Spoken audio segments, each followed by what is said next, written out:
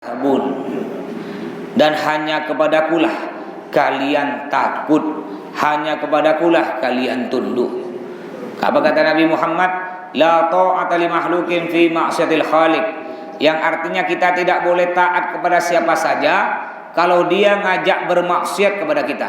Walaupun itu orang tua kita, walaupun itu guru kita, walaupun itu atasan kita, pimpinan kita, bos kita, kalau dia ngajak bermaksiat, tidak boleh taat. Ya, kadang-kadang kalau kita udah kerja ke satu perusahaan, ya bos kita nyuruh, udah kau ndak usah sholat. Kalau kau sholat, aku pecat. Ada yang tak sholat. Ada juga kau kalau pakai kerudung, pakai jilbab, aku pecat kau. Ujung-ujung tak pakai kerudung. Jangan. Lebih bagus kita pecat. Ya, lebih bagus kita keluar. Apa kata Allah dalam ayat yang lain? Wa may yattaqillah yaj'al lahu makhraja wa yarzuqhu min haitsu la yahtasib. Yang artinya, barang siapa yang bertakwa kepada Allah, beriman kepada Allah, mengikuti semua perintah Allah, menjauhi seluruh larangan Allah, apa kata Allah? Yaj'alhu makhraja. Maka akan Allah berikan jalan keluar bagi urusannya, wa yarzuqhu min haitsu la yahtasib, dan akan diberi rezeki tanpa disangka-sangka. Jadi umpama ada yang kerja, kena bosnya tak usah sholat.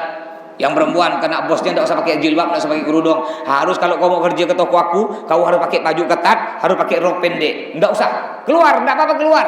Pasti oleh Allah nanti diberi jalan. Pasti oleh Allah akan diberi rezeki kalau kita taat kepada Allah. Banyak orang sekarang tidak, lebih takut kepada pimpinannya, lebih takut pada bosnya. Bosnya nyuruh apa pun tidak apa-apa. Yang penting aku tidak dipecat, yang penting aku dapat gaji, yang penting aku naik pangkat. Ya na'udzubillah min dzalik. Allah dilupakan. Disebutkan juga dalam ayat lain, Allah berfirman, A'udzubillahi minasyaitonir rajim. Wa kadzalika akhdhu rabbika idza akhadzal qura wa hiya zalimah. Wa kadzalika, dan begitu juga akhdhu rabbika, azab Allah, idza akhadzal qura wa hiya zalimah. Ketika Allah menyiksa suatu ahli penduduk, suatu ahli negeri, orang kota tersebut, wahya zalimah, mereka itu zalim. Inna ahdahu alimun syadid, sesungguhnya siksaan Allah sangatlah pedih. Inna fi dzalika laayatan liman khafa adzabal akhirah, itu sesungguhnya adalah sebuah tanda peringatan bagi Allah, bagi orang yang takut kepada Allah. Contohnya sekarang ini virus corona. Corona sekarang bukan hilang, tambah beranak. Bila saya beli koran hari Selasa kemarin, saya beli koran ketika saya ke Singkawang, beli koran. Itu di situ Selasa kemarin, corona beranak age. Varian, istilahnya ada corona varian baru, ada corona model baru. Yang mana corona sekarang ini? Sekarang udah masuk ke Pontianak ini. Ada orang datang dari Jakarta masuk Pontianak, udah mulai masuk ke Pontianak. Ya. Ini corona yang terbaru 10 kali lipat lebih berbahaya dari corona yang kemarin. Aneh kan? Ya, biasanya kan kalau penyakit, ada penyakit habis hilang. Ini ada penyakit beranak agi.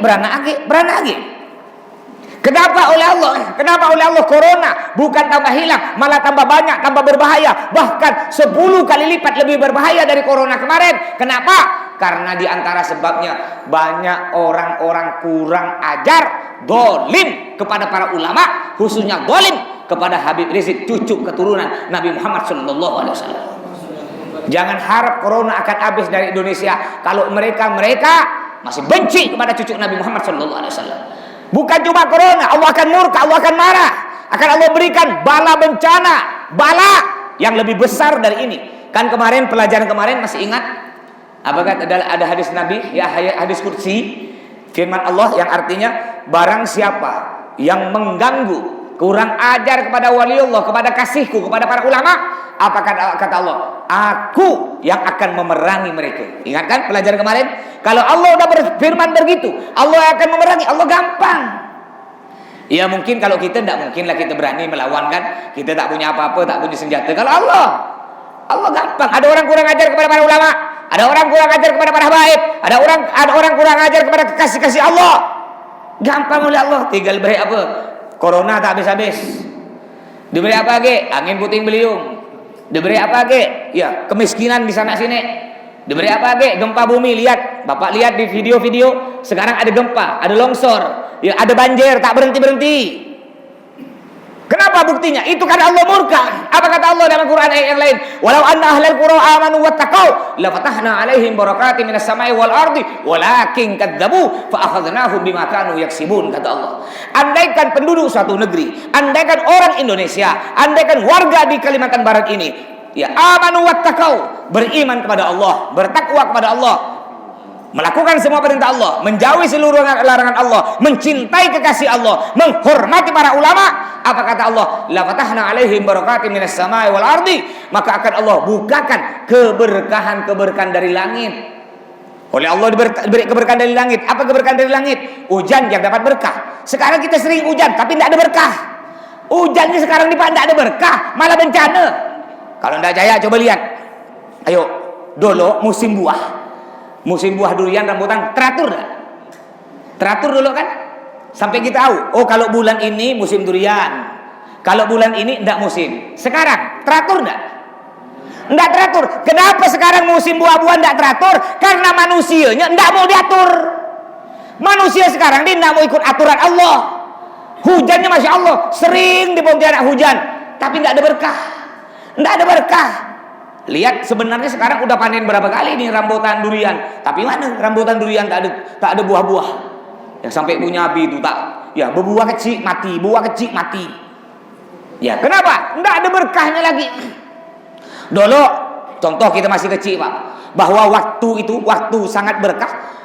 Kita nunggu Jumat ketemu Jumat, lama kayaknya, lama. Bila nak Jumat lagi? Coba sekarang ketemu Jumat nanti Pak. Jumat lagi. Ini sekarang contoh Bapak nih. Ya, ada malam Selasa lagi.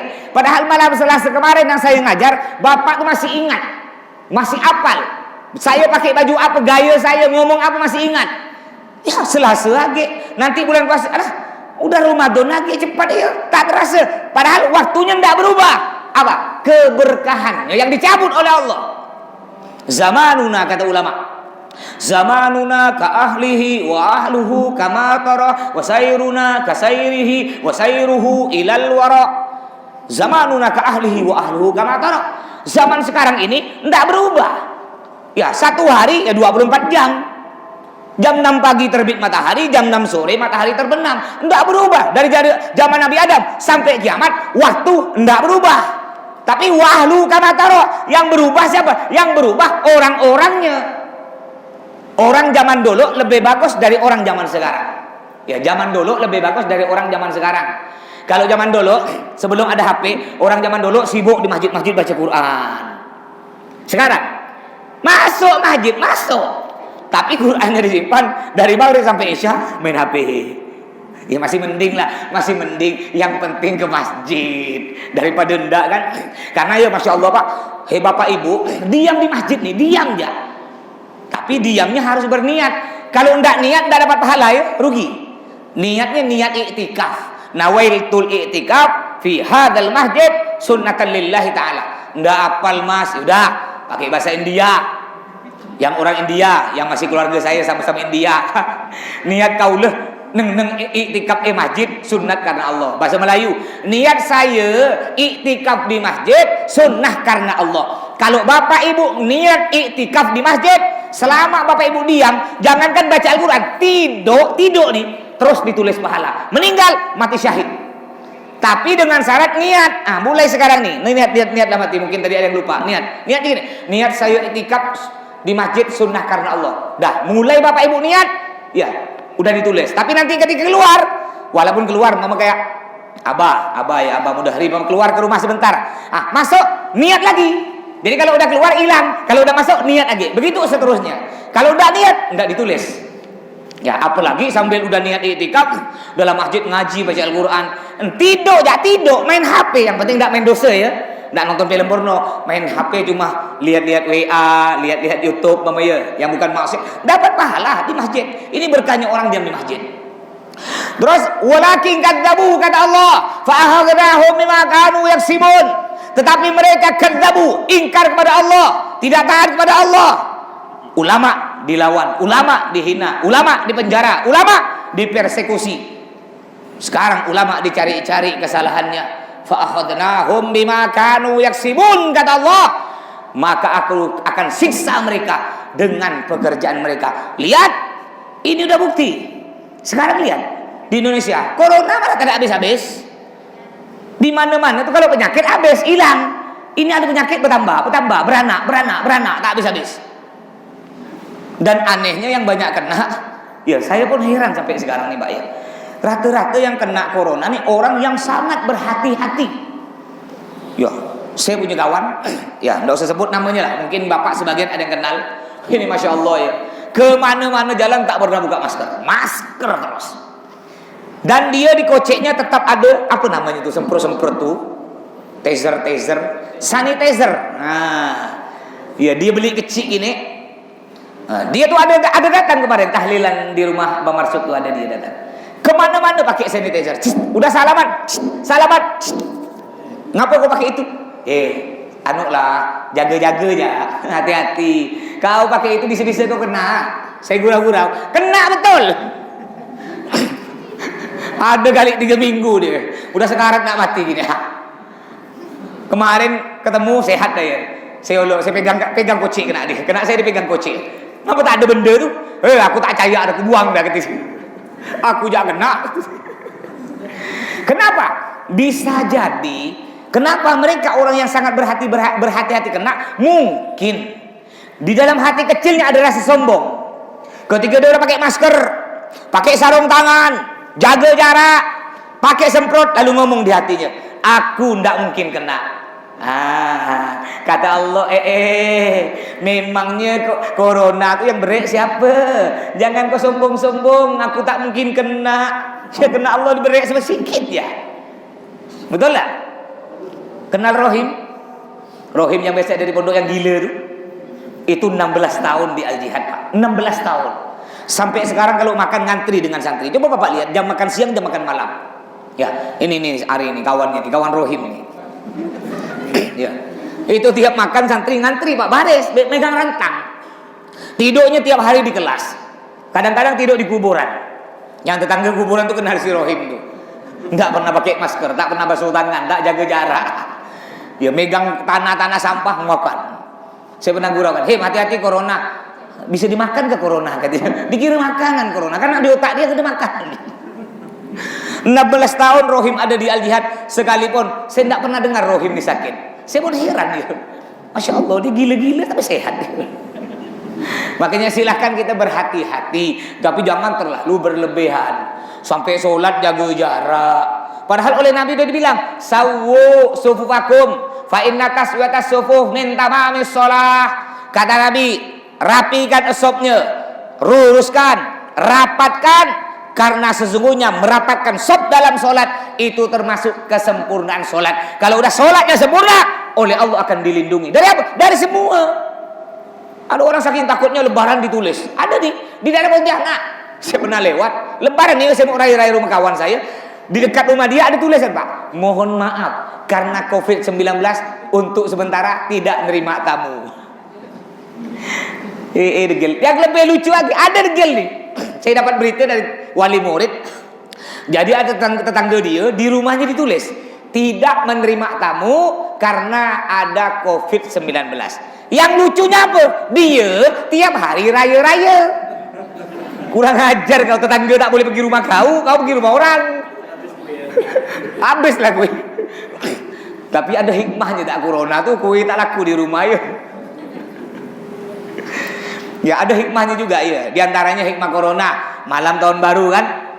Malam tahun baru biasa orang maksiat, ya pesta pora, joget-joget, dangdut, alhamdulillah berkah corona ndak ada. Cuma bingung. Corona ini nak kita doakan apa? Bulan depan ini ulang tahun. Masa kita doakan mudah-mudahan corona panjang umur? Bahaya. Apalagi yang dapat duit corona tuh kan ada duit kan? 1 juta berapa katanya tuh? Alhamdulillah corona baik, mudah-mudahan corona panjang umur kau ya kan. Bahaya kan. Terus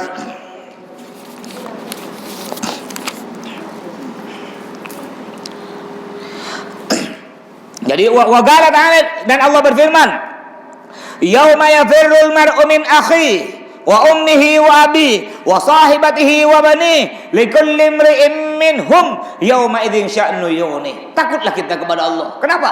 Karena nanti pada waktu itu ketika kiamat terjadi, ketika malaikat Israfil peniup sangkakala, peniup trompet meniupkan trompetnya, apa yang terjadi pada waktu itu? Yauma yafirrul mar'u min akhi. Pada waktu itu kita Pak lari dari saudara kita Pak. Tak ingat deh Pak. Bapak tengah duduk-duduk dengan adik-beradik Bapak ni, ada acara keluarga, ngumpulkan keluarga. Dek beradik kita ngumpul. Tiba-tiba kiamat terjadi. Puah, ini kita semua lari. Tak ingat agak dek beradik kita. Bahkan wa ummihi wa abi. Kita tinggalkan emak kita. Kita tinggalkan bapak kita. Tidak peduli Pak. Ini ada bapak kita sakit di atas ranjang. Emak kita udah stroke. Ketika kiamat terjadi kita tak ingat. Kita hanya ingat diri kita sendiri. Lari kita untuk menyelamatkan diri kita sendiri. Apalagi wasahibatihi wa bani. Kita akan meninggalkan teman kita. Bahkan anak kita Bu. Ibu yang tengah nyusukan anaknya nih Bu. Nyusukan anaknya. Ketika kiamat terjadi, ibu buang anaknya, banting anaknya, ibu lari untuk menyelamatkan diri. Saking bingungnya manusia pada hari kiamat tersebut. Apa tak stres Pak? Tak bingung Pak? Bapak tiba-tiba nih rumah runtuh. Dari sini keluar api dari dalam. Nak lari kemana? Bintang jatuh, meteor jatuh, petir berkilat, angin topan, tiba-tiba tsunami. Naudzubillah min dzalik. Mau lari kemana kita pada waktu itu? Likulli imri'in minhum yawma idzin sya'nu yughni. Disebutkan juga Allah berfirman, a'udzubillahi minasyaitonir rajim, ya ayyuhan nasu taqu rabbakum inna zalzalatas saati syai'un azim. Hai manusia, kata Allah, ittaqu rabbakum, takutlah kalian pada Tuhan kalian, pada Allah. Inna zalzalatas saati syai'un azim. Sesungguhnya goncangannya kiamat, sesungguhnya kedahsyatan kiamat, syai'un azim, itu sangat besar. Yauma tarawnaha tadhalu kullu murdiatin amma ardahat. Pada waktu itu kau akan melihat setiap ibu-ibu yang menyusui anaknya, dia melupakan anaknya. Anak yang tengah diayun ditinggalkan. Anak yang tengah tidur sampai bapak Pak masih tengah tidur berkelun-kelun dengan istri bapak nih, kelun-kelun nih, langsung Pak hilang. Tak ingat kelun-kelunnya, lupa dah semua. Kita bingung untuk menyelamatkan diri kita sendiri. Wa tada'u kullu dzati hamlin hamlaha. Ibu yang hamil Bu, yang hamil pada waktu kiamat terjadi langsung keguguran. Terus langsung anaknya keluar. Ibu lari secepat kilat untuk menyelamatkan diri. Tapi nak menyelamatkan kemana kita? Nak cari selamat kemana? Tidak ada tempat selamat. Wa taran nasa sukara wa ma hum bisukara walakinna adzaballahi syadid. Kita akan melihat manusia kebingungan, manusia kayak orang mabuk Pak, linglung Pak, sana sini lari, tabrakan, tak kenal. Pokoknya dah tak tentu rudu gimana. Ya tiba-tiba naudzubillah, umpama sekarang ada bom di sini, di tengah-tengah bom meledak. Kira-kira kita masih diam tak lep berlari Pak? Lari tak peduli, HP ditinggalkan. Masa masih sempat tunggu ngambil HP, tak mungkin. Anak bapak ya yang bawa anak ini tinggal lah, tak peduli anak. Tiba-tiba ada bom, baru bom. Gimana ini kiamat terjadi? Ya. Terus diriwayatkan dari dalam sebuah hadis An Ibnu Mas'ud, dari Sayyidina Ibnu Mas'ud radhiyallahu anhu berkata, haddatsana Rasulullah sallallahu alaihi wasallam, Nabi bersabda, Nabi bercerita kepada kami, inna ahadakum yujma' khalquhu fi batni ummi arba'ina yauman. Sesungguhnya kalian, kata Nabi, dikumpulkan di dalam perut ibu kalian 40 hari berupa air mani. Jadi ketika bapak berhubungan dengan istri, air mani bapak masuk ke perut istri itu selama 40 hari. Itu selama 40 hari itu masih berbentuk air mani. Terus tsumma yakunu 'alaqatan mithla dzalik. Setelah 40 hari air mani lalu berubah menjadi segumpal darah. Segumpal darah Pak. Sebelum jadi manusia nih, segumpal darah selama kapan? 40 hari. Setelah 40 hari tsumma yakunu mudghatan mithla dzalik, lalu berubah menjadi segumpal daging. Jadi apa yang nak kita sombongkan Pak? Ya, manusia kadang-kadang sombong dengan kekayaan, sombong dengan kecantikan, sombong dengan kegantengan, sombong dengan pangkat. Kita nih Pak aslinya dari air mani. Apa kata Sayyidina Ali? Ya, ajibtun nasa lima yatakabbar, kaifa yatakabbar wa yahmil al-awsain. Kata Sayyidina Ali, aku heran kenapa manusia itu bisa sombong. Apa yang nak dia sombongkan? Kemana-mana tuh dia bawa kotoran. Apa yang kita sombongkan Pak? Iya Pak, perut kita tak bisa dilihat orang. Coba andaikan perut kita oleh Allah terbuat dari kaca, tembus pandang. Ini dari kaca, ada lampunya. Walaupun tutup pakai baju, tetap tembus pandang. Usus kita pun tembus pandang. Kira-kira orang gimana kalau lihat kita? Jijik tak? Tai kita tu, yang makan banyak itu taiknya kelihatan tu. Tai kau banyak. Itu ya. Ditutup pakai selimut masih tembus. Ya, tapi untung oleh Allah kita dibuat kayak gini hingga kita bisa tertutup. Apa yang kita sombongkan, kata Sayyidina Ali. Terus, "Tsumma yursalul malaku fayanfahu fihi ruh." Kemudian Allah mengutus malaikat untuk meniup nyawa. Jadi pada waktu itu ada segumpal daging, Pak. Pertama air mani, segumpal darah, segumpal daging, lalu derik tulang belulang, lalu oleh malaikat Allah memerintahkan malaikat untuk meniup ruh. Ya, hiduplah kita, Pak. Ya, hidup. Makanya bayi itu kurang lebih berapa bulan? 4 bulan lebih itu udah mulai hidup tuh, Pak. Pada waktu itulah dilanjutkan di sini, wa yu'maru bi arba'i kalimat. Pada waktu itu diberilah oleh Allah, ditentukanlah takdir kita, Pak.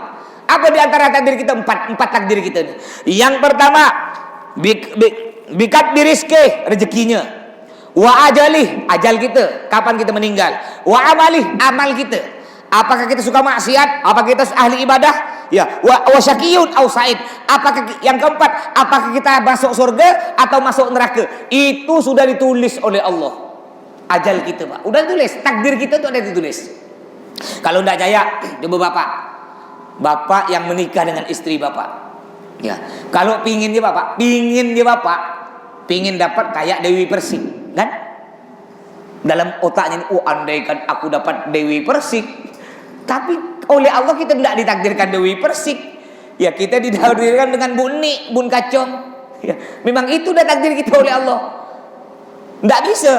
Ya, keliling kemana? Kayak saya masih bujang, keliling, nyampe Malaysia, pergi rumah kawan, nyampe Banyuwangi, nyampe Jakarta, nyampe Bali dulu masih di Dalwah. Liburan tuh jalan. Sekalian cari calon istri, Pak. Tidak cocok. Berapa anak kiai di Pontianak? Istihara abi ndak cocok. Ya, ada dengan Jakarta udah oke, tak cocok enggak ujung-ujung. Ujung-ujung dapat orang Pontianak, orang Peniram enggak tak jauh. Ya. Kalau kita nih hatinya bapak semuanya pinginnya seperti ini. Tapi enggak bisa. Allah yang ngatur semua. Contoh juga ibu-ibu mungkin jualan, Bu. Ibu-ibu kan rata-rata jualan sayur kan? Ya. Mungkin ibu pernah berangkat pagi, balik maghrib. Dapatnya 50.000. Pernah juga suatu hari ibu berangkat pagi, balik jam 9 pagi, dapatnya 100.000. Padahal menurut akal, yang berangkat pagi sampai maghrib pasti lebih banyak. Tapi karena yang ngatur rezeki bukan kita, yang ngatur Allah, enggak bisa. Contoh bapak mungkin ada pernah kerja oplet, berangkat habis subuh, balik jam 4 sore, dapat cuma 20.000. Pernah juga bapak karena udah rezeki oleh Allah, berangkat subuh langsung dicarter orang 100.000. Jam 7 pagi balik dapat 100.000. Pernah kan? Ya, itu apa? Allah yang nakdirkan. Bukan rezeki itu tergantung waktu. Berarti kalau aku berangkat yang kerja Gojek, mama yang kerja Gojek ya muda-muda nih. Nah, kayak Rudi kerja Gojek ya. Kata Rudi, kalau aku kerja berangkat habis subuh, balik subuh lagi, pasti aku dapat 400.000. Belum tentu. Ya. Nah, ini semua Allah yang nentukan. Rezeki kita, ajal kita, jodoh kita, semua Allah yang nentukan. Falladzi la ilaha ghairu in ahyakum la ya'mal bi amali ahli jannah hatta ma yakunu bainahu wa bainaha illa ghira Facebook alaihi alkitab wa ya'mal bi amali ahli nar fayadkhuluha. Makanya tidak boleh sombong. Apa kata Nabi? Walaupun kita rajin, kata Nabi, kita ini rajin ibadah, Pak. Rajin ibadah. Sisa kata Nabi, sisa 1 jengkal kita masuk surga. Saking banyaknya ibadah kita. Sisa 1 jengkal. Tapi ya, karena kita oleh Allah sudah ditakdirkan calon penghuni neraka, oleh Allah diubah. Akhirnya kita jadi orang yang suka maksiat, meninggal dalam keadaan maksiat, kita pun masuk neraka. Cuma, ini ya Masya Allah, ada hadis Nabi bersabda, la yaruddul qada illa du'a. Kata Nabi, tidak merubah qada ketetapan Allah, tidak merubah takdir Allah kecuali berdoa. Bapak mungkin ditakdirkan oleh Allah besok meninggal. Mungkin ada jamaah masjid nih ditakdirkan besok jam 7 pagi salah satu dari jamaah yang hadir sini meninggal. Mudah-mudahan panjang umur semuanya ya. Cengce dah ni cengce. Tapi kata bapak rajin doa. Tiap hari di masjid, ya Allah, di rumah doa. Ya Allah, anak masih pingin panjang umur, anak pingin lihat anak-anak berhasil, anak pingin lihat cucu anak berhasil, ya Allah. Panjangkan umur anak, ya Allah. Anak gunakan untuk ibadah, ya Allah. Akhirnya karena bapak berdoa betul-betul kepada Allah, sebenarnya bapak meninggal besok, oleh Allah diundur. Allah punya hak. Yang ngatur semua Allah. Innallaha ala kulli syai'in qadir. Sesungguhnya Allah kuasa berkehendak atas segala sesuatu. Thumma wanin Nu'man ibn Bashir gal sami'tu Nabi sallallahu alaihi wasallam yaqul, Nabi bersabda, inna ahwana ahlin nar azaban yaumal qiyamah la rajulun yudha fi ahmasi gadabaihi jamratan yaghli minhuma wa dimahu ma yara ahadan ashaddu minhu azaban wa innahu la ahwadhum azaban. Saya pernah nyampaikan ya, siksaan neraka yang paling ringan. Siksaan neraka yang paling ringan, contoh orang yang bohong. Bapak bohong seminggu sekali, itu dosa kecil. Seminggu sekali bohong, dosa kecil. Tapi kalau tiap hari bohong, ya sedikit demi sedikit, lama-lama jadi bukit. Kan ada gaul Arab mengatakan, la saghirata ma'al israr, wala kabirata ma'at taubah. Tidak dianggap dosa kecil kalau terus-terusan, dan tidak dianggap dosa besar kalau dia langsung bertobat kepada Allah. Walaupun bohong dosa kecil, tapi sering. Tiap hari bohong. Duduk di warung kopi, mesan kopi bancong, ngutang lagi 2.000. Dua itu cerita aku ya usaha tanah aku 2 miliar, kebun sawit aku 10 miliar. Miliaran ceritanya. Duit di dompet sak 2.000. Ngopi dari pagi sampai sore kerja. Bual ya. Tiap hari kerjanya bual. Ya, ini masuk dosa besar. Ini dosa kecil, contohnya bohong jarang-jarang. Atau ibu-ibu ya, di antara dosa kecil, ketika pakai kerudung nambah rambut sebuti ya bu, sebuti. Mentang-mentang ke salon udah disemir merah, ya biar kelihatan orang, sengaja pakai kerudung, jambulnya dinampakkan gini. Itu bukan sebuti, bebuti-buti.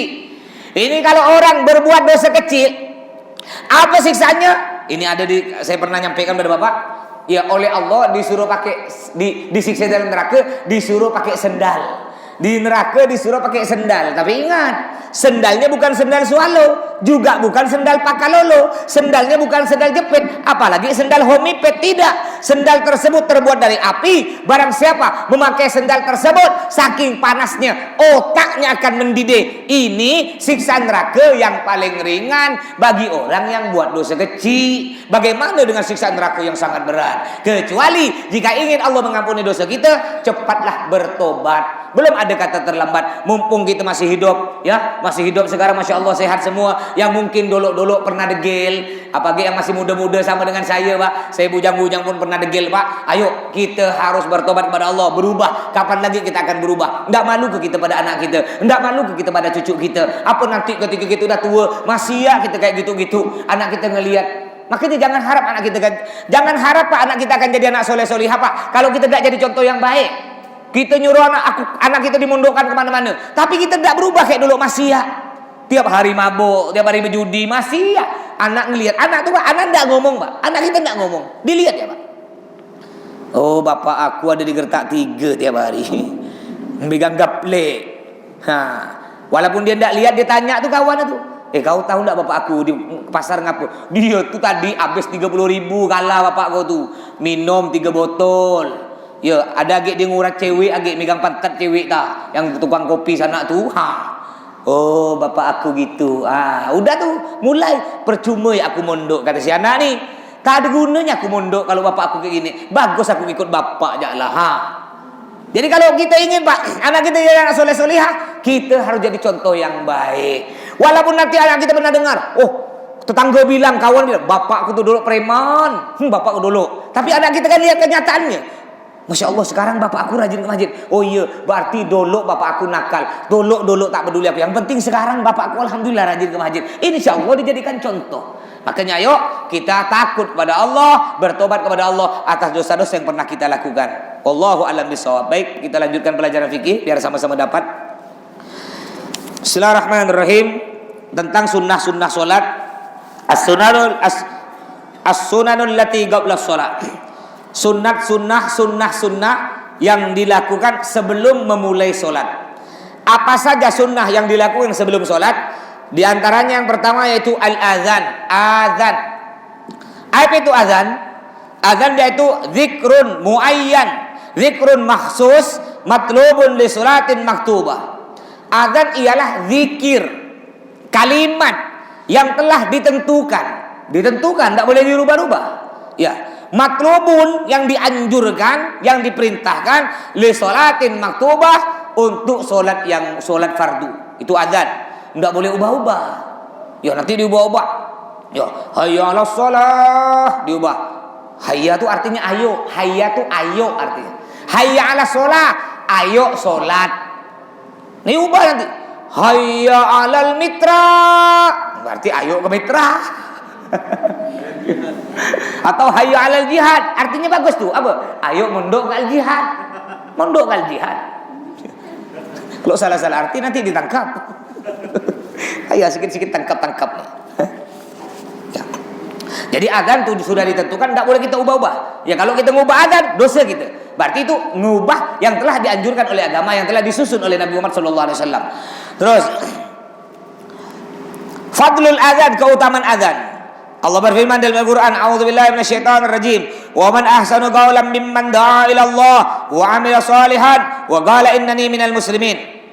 Ya, siapakah orang yang paling bagus gaulan ucapannya mimman da'a ila Allah dibandingkan orang yang mengajak kepada Allah? Maksudnya orang azan ialah orang yang berdakwah, yang mana dakwahnya, kalamnya, kalimatnya, kata-katanya itu sangat besar pahalanya di sisi Allah. Disebutkan juga dalam sebuah hadis, wagal Nabi bersabda, yughfaru lil muadzini muntaha adzani, diampuni dosa orang yang azan sepanjang azannya. Sepanjang azannya. Bapak tadi yang azan, siapa yang azan tadi itu? Abang ya.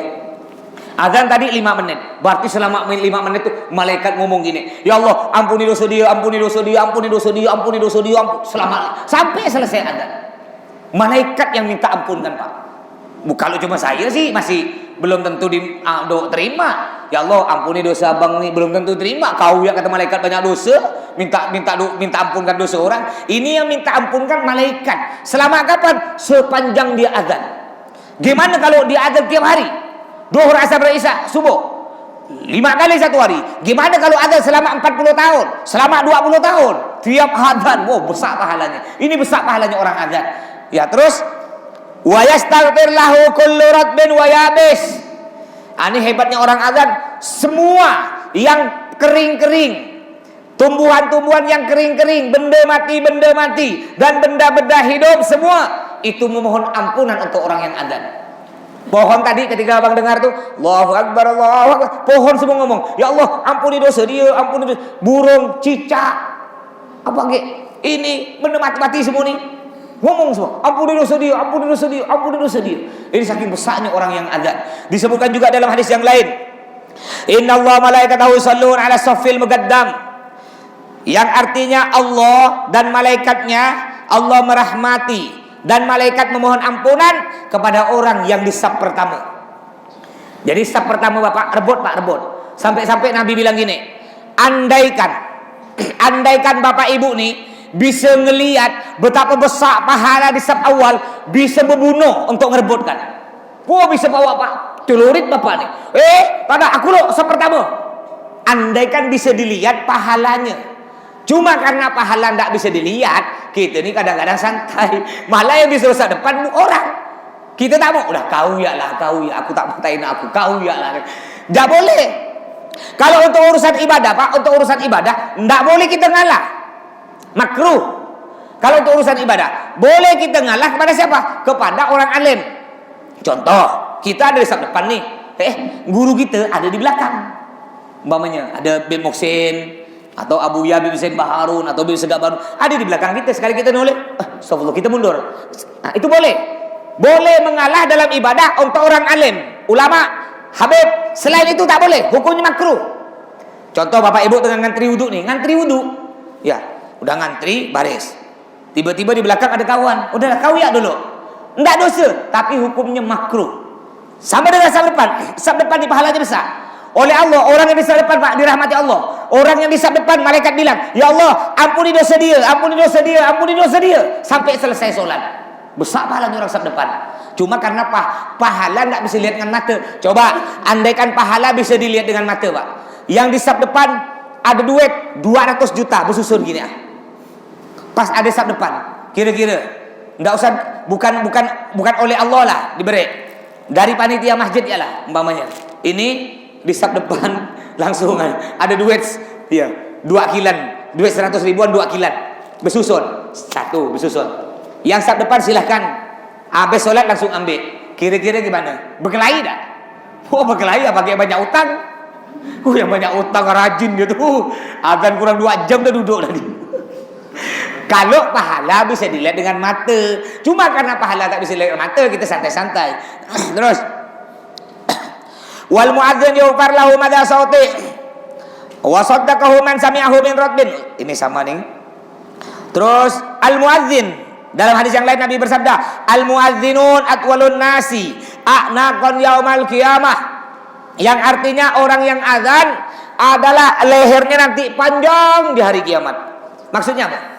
Orang yang rajin adzan nanti kita Pak di padang mahsyar, saya pernah cerita di padang mahsyar, saking panasnya matahari berada sejengkal di atas kepala kita, kita keluar keringat, manusia semua keluar keringat, dan kita tenggelam oleh keringat-keringat.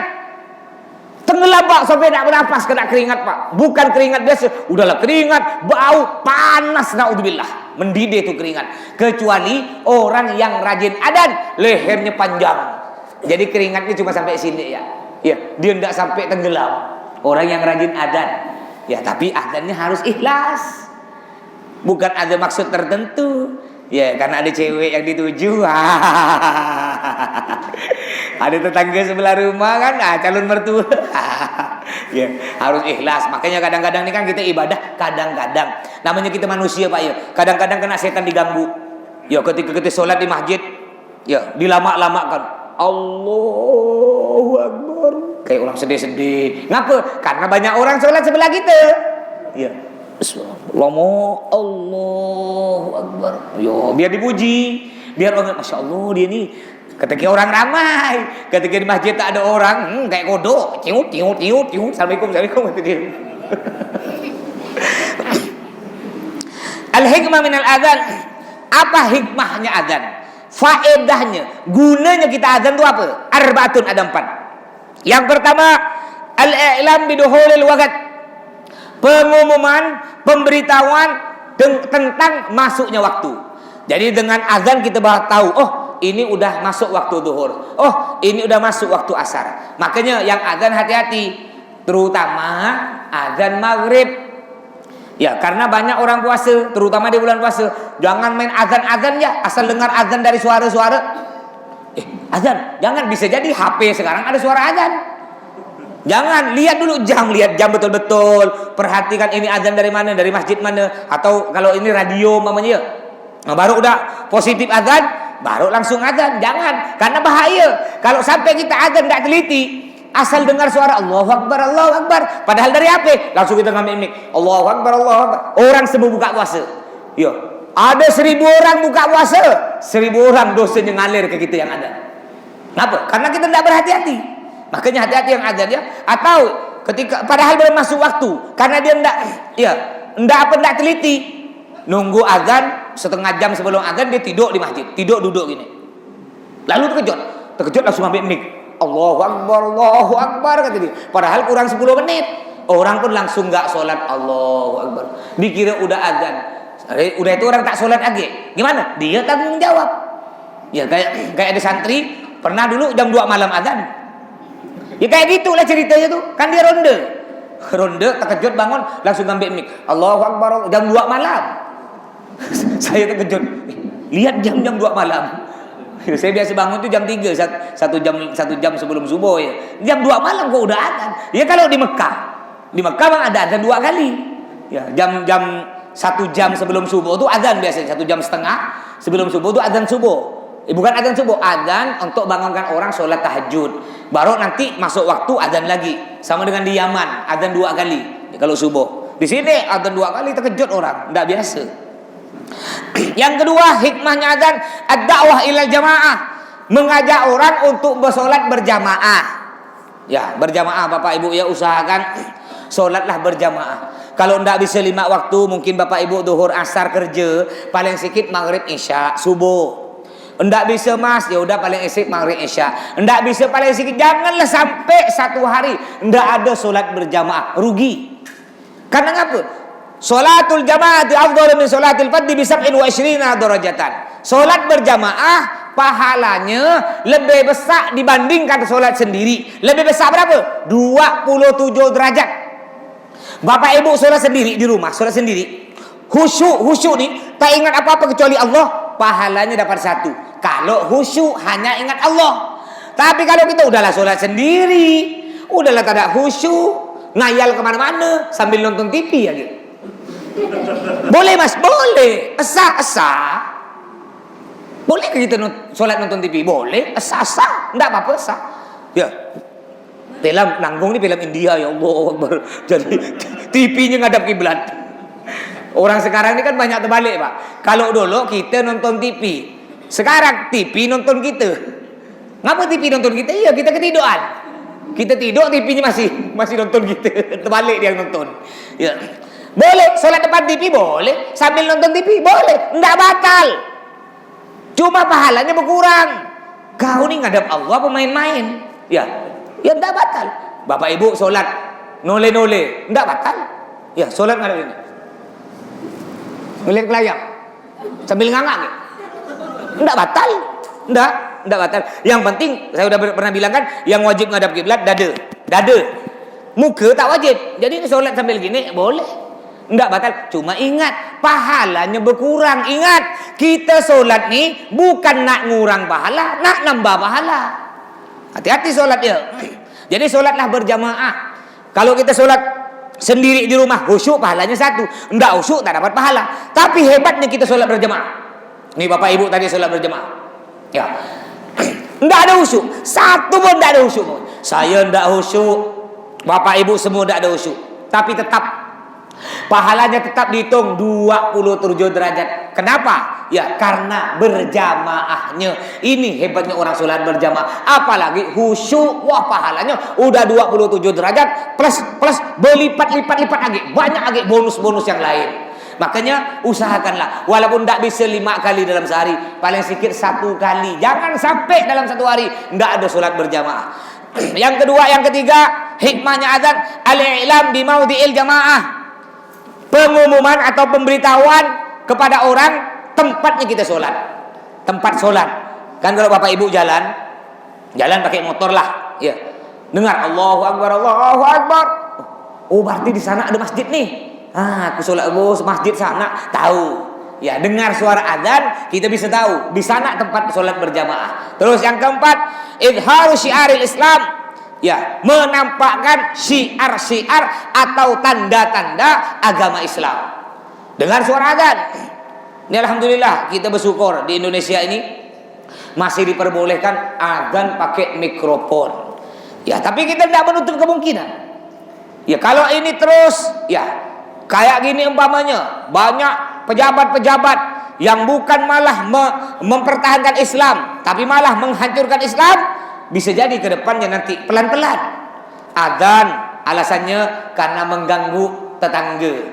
Adzan masih boleh pakai mic tapi tak boleh suara luar, pakai suara dalam. Pelan-pelan dah tu diubah. Lama-lama udah tak boleh suara dalam, tak usah pakai mic. Ujung-ujungnya tak usah adzan. Udah tak usah adzan, tak usah solat. Akan terjadi apa kata ulama? Al-Islam mahjubun bil muslimin. Yang artinya agama Islam akan dirusak, akan dihancurkan oleh orang Islam sendiri. Ini orang Islam liberal ini bahaya. Ya, mau mendukung Syiah. Syiah mau didukung. Naudzubillah. Syiah ini hati-hati. Syiah ini bahaya, Pak. Di Yaman nih banyak. Yang ada perang-perang di Arab tuh. Kenapa di Arab ada perang? Karena Syiah ini. Syria hancur Syiah. Yaman hancur, yang hancuran Syiah. Biar Bapak Ibu tahu ya, hati-hati. Syiah ini tandanya apa? Biasanya orang Syiah, mereka ini kemana-mana kalau sholat harus pakai batu. Kalau tidak ada batu, pokoknya harus ada alas. Walaupun di sini udah ada karpet, dia harus ada alas lagi. Batu ke atau tisu ke, ini orang Syiah. Dan sholatnya bukan begini. Kalau kita kan gini, kita gini, Allahu Akbar, ini kita. Kalau Syiah gini, Allahu Akbar, begini. Sampai mayatnya mati, bukan gini, mayatnya mati gini. Ngapa gini? Selalu siap, siap untuk dipangkung kena malaikat. Siap terus. Ini Syiah. Ikan laut yang tidak ada insang, ya, tahu insang tak? Insang yang ya dekat kuping itu, insang. Ikan laut yang tidak ada insang, hukumnya haram, tidak boleh dimakan. Contohnya, sotong haram, udang haram, kepiting, kerang. Siput padahal enak-enak, bodoh ya tak mau diharam pula. Padahal makan yang paling enak-enak tuh siapa tak mau kepiting, asam pedas. Tapi tak boleh kata diharam. Dan Syiah boleh kawin mut'ah. Kawin mut'ah ini pakai waktu aja. Mama, contohnya Memet nak kawin dengan seorang perempuan, cewek dia. Dek, aku nak kawin dengan adek ya. 1 jam 100.000. Oke. Bayar 100.000. Dapat sejam, walaupun si Memet tak ngomong cerai, secara otomatis tercerai sejam. Ganti laki-laki lain. Mamanya Muhajir, ganti setengah jam dek. Ya, dah. Siapa lagi ganti mamanya? Rudi ganti. Jadi satu hari 10 laki-laki. Anaknya bin siapa? Anaknya bin tuh banyak. Anaknya bin Salome, 1 lubang rame-rame. Bapaknya banyak. Bin siapa? Ini naudzubillah min dzalik orang Syiah. Mereka mengatakan Sayyidina Abu Bakar, Sayyidina Umar, Sayyidina Utsman itu perampok, penjahat. Bahkan mereka mengatakan Siti Aisyah, istri Nabi, dikatakan pelacur. Naudzubillah min dzalik. Ini orang Syiah. Azan diubah Pak Bu. Kalau di Yaman tempat saya mondok, saya kalau ke Sono'a ini markasnya Syiah. Kalau azan tuh ada tambahannya. Azan setelah hayya 'alal falah ada. Habis hayya 'alal falah, hayya 'ala khairil amal. Hayya 'ala khairil amal. Gitu. Ini orang Syiah, ya, dan banyak sekali. Ini bahaya, karena orang Syiah punya prinsip apa? Selain orang Syiah adalah orang kafir, halal darahnya, boleh dibunuh. Jadi orang Syiah mengatakan kita semua nih, ini kita boleh dibunuh, kata orang Syiah. Ini ada orang, ya, membela Syiah. Naudzubillah min dzalik. Syiah itu aliran yang bagus, yang betul, bukan malah dibubarkan. Ya, ini hati-hati. Makanya kita jaga anak-anak kita ya. Syiah ini pintar. Udah masuk ke IAIN. IAIN ini masuk ke Syiah.